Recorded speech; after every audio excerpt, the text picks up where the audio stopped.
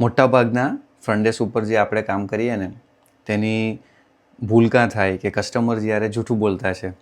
હવે જૂઠું બોલ્યા ને આપણે એને પકડ્યું નથી એટલે આપણો રૂમ ત્યાં જ ગાર્બેજ થઈ ગયો કે બગાડી દીધો, એ લોકો અહીંયા જ બગાડી દીધો. તો એને પકડાય કેવી રીતના કે જેમ કે 99% આપણે બધા એક જ સવાલ પૂછીએ કસ્ટમરને કે good morning, good afternoon, good evening, how can I help you?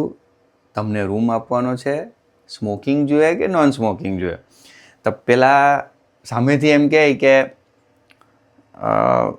Doesn't matter, મને ફેર પડતો નથી. તો બી આપણે એને પૂછીએ પાછા સ્મોકિંગ કે નોન સ્મોકિંગ? તો કે ઓહ ગીવ મી નોન સ્મોકિંગ. તો તે જ આપણી ભૂલ ત્યાં થાય કે જે માણસ કેર નથી કરતો કે રૂમ સ્મોકિંગ હોય કે નોન સ્મોકિંગ હોય ને તેમ છતાં પાછા આપણે એને પૂછીએ કે તને સ્મોકિંગ જોઈએ કે નોન સ્મોકિંગ જોઈએ.